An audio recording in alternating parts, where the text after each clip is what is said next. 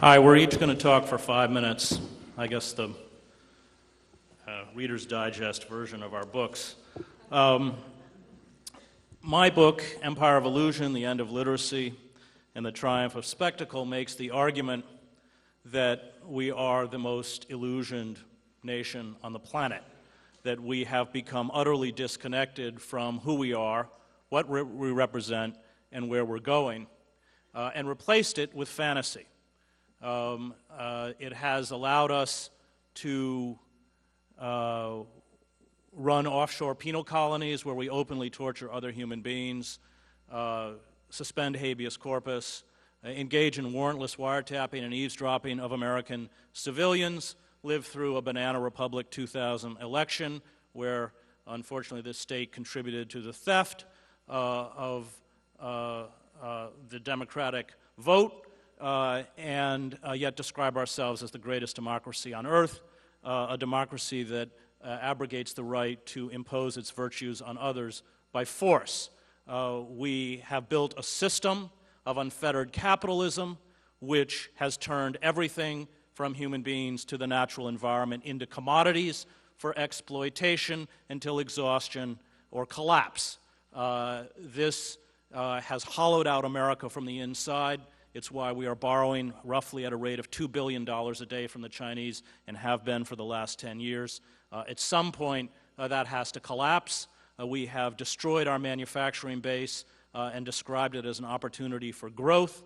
All of these things have fed into, I think, a very frightening fantasy about where we're headed, that we have, in many ways, remained 40-year-old children, unable to confront as the historian, Harvard historian Charles Maier calls it, that transition from an empire of production to an empire of consumption. Real wages in this country have remained stagnant since 1973, and just as we maintain empire through credit and borrowing, we maintain a lifestyle that we can no longer afford through credit and borrowing. All of that is collapsing. One strives towards a dream, one lives within an illusion. And the illusion that we are fed is that reality is never an impediment to what we want. That we can, if we just dig deep enough within ourselves, if we find our inner strength, if we grasp, as Tony Robbins says, that we are truly exceptional, if we believe that Jesus can perform miracles, if we focus on happiness, we can fulfill this pernicious psychological idea among consumer culture that has sort of instilled massive consumption as a kind of inner compulsion. And the danger of illusion is that it allows you to remain in a state of perpetual childishness, infantilism. And as that gap opens up between the illusion of who we are and the reality, the foreclosures, the bankruptcies that are caused by the inability to pay medical bills, the collapse of empire, we are unprepared emotionally, psychologically, and intellectually for what it is that is about to confront us.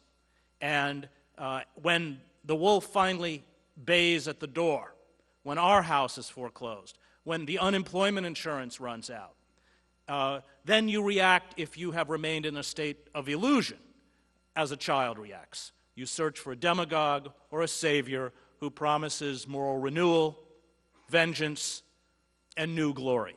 And we can already see that very frightening psychological disease leaping up around the fringes of American society.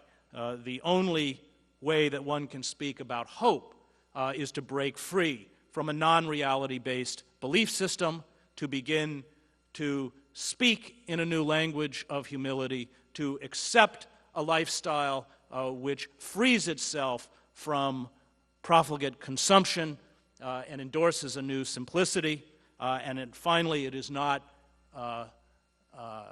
incidental or accidental that the environmental crisis we face is twinned with the economic crisis. It stems from the same disease which is turning everything, human beings into a commodity, the natural environment into a commodity that we exploit and exhaust until it dies. And either we wake from this illusion or we commit collective suicide.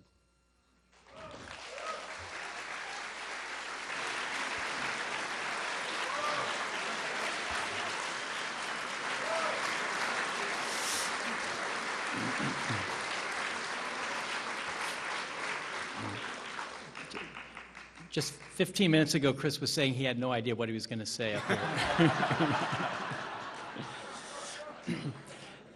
And I thought I had some idea, now I have to try to duplicate that. I will not duplicate that. My book is a collection of pieces of essays that were published during a period that I think of now as kind of already a little bit in the past and a distinct period. September 11th, 2001 to November 4th, 2008. When terror was visited on us, I think we had and squandered certain possibilities in the way we responded to it. And at the end of that period of waste and squandering, we showed that in spite of Chris's, I think, in some ways accurate and also quite savage analysis, we show we're capable of some self-criticism and some self-renewal on November 4th, 2008. The pieces in Interesting Times are largely foreign reporting, and they're a particular kind of foreign story. They're long-form narrative journalism, which is probably soon to be one of those things that among the list of soon-to-be extinct aspects of our culture, unless journalism takes a sharp turn for the better. I was writing mostly for The New Yorker during those years, still am. And although some of the pieces are about our wars in Iraq, Afghanistan, counterinsurgency, a lot of them are about parts of the world that were sort of forgotten during that time. West Africa, East Africa, Burma. And I'll just tell you a quick story of something I saw in the West African country of Ivory Coast to give you a sense of what the larger themes of the book are.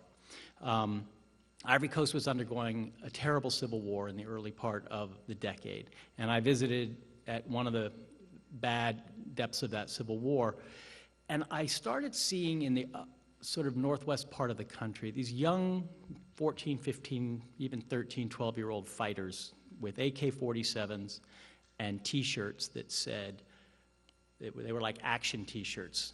One face was Osama bin Laden, the other face was George W. Bush.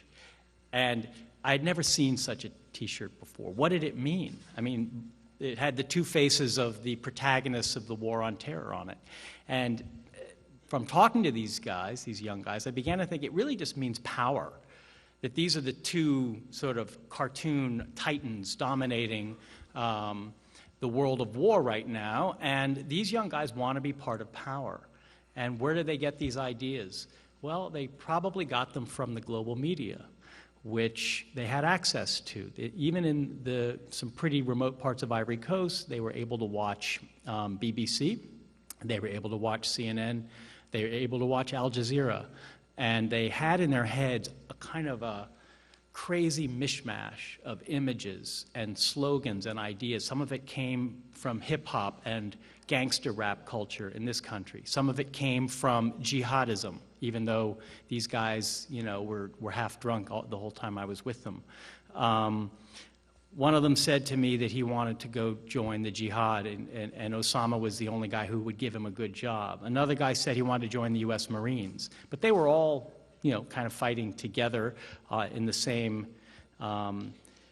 rather anarchic insurgency in Ivory Coast. And I spoke with an Italian doctor who was doing humanitarian work in Ivory Coast and told him about these things I was seeing. And he said, yes, he said, this is a perverse effect of globalization.